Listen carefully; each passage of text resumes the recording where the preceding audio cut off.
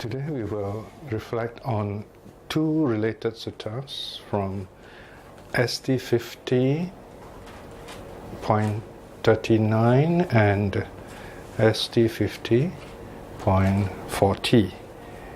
The two suttas are from the Samyutta Nikaya S 7.19 and 7.20. The first sutta is called Matuposaka Sutta, and the second sutta is called the Bhikkaka Sutta. Bhikkaka Sutta. Matuposaka comes from the word Mata plus Uposaka, mother supporter. The discourse on the mother supporter, S 7.10. And the second sutta, Bhikkaka, we can translate simply as almsman, someone who lives on alms. Bhikkaka Sutta S 7.20. Both the suttas talk about lay people who live like monks or nuns, if you like, as renunciants. One is doing it rightly and the other one is doing it wrongly. So here the Buddha is advising us how we can live as almsmen or as renunciants, even as lay persons, or how we can do it rightly. This first sutta, Matuposaka Sutta, is a very short one. We have probably a very poor man, a poor Brahmin, who is not able to support his family through work, so he goes around collecting alms. But he does so in a proper way to support his mother. That is why it's called the Discourse on the Mother Supporter, as 7.19. This is on the translation is on page 168, SD 50, page 168. The Discourse on the Mother Supporter, originating in Savatthi. Then a mother supporting Brahmin approached the Blessed One and exchanged greetings with him. When the courteous and friendly exchange was concluded, he sat down at one side. Sitting thus at one side, the mother supporting Brahmin said this to the Blessed One. Now notice here again, we are not told exactly who this person is. There's no name. We do not know who he is, but we know what he is. And this is a very important kind of concept, kind of situation in the suttas. We know that he is a mother supporting Brahmin, so it doesn't matter what name he has. But even then, the word Matuposaka has become his name. So it's a kind of nickname, but it suits him. So he speaks to the Buddha, and this is what he says. Master Gotama, I seek alms food in the proper way, according to the Dharma. In other words, here Dharma means according to the proper customs and traditions of society. Having sought alms food in the proper way, I support my mother and father. Having done so, Master Gotama, have I properly done my duty? Right? So here we have this poor Brahmin. We're not told how old he is. He's probably not very old, and he's supporting his parents, so they're very poor.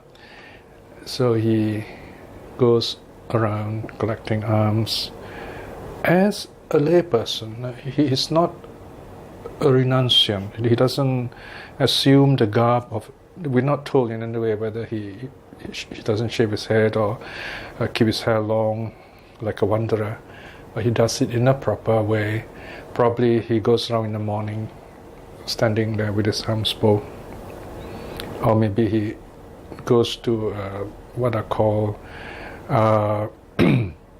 Dana Sala, or charity pavilions, and he goes there to collect alms food.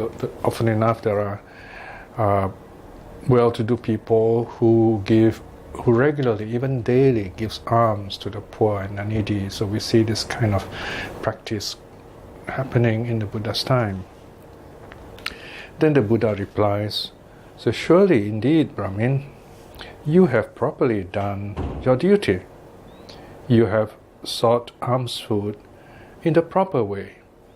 Having sought alms food in the proper way, you support your mother and father. You have made much merit. Then the Buddha utters a verse, sort of by way of blessing and instruction, if you like.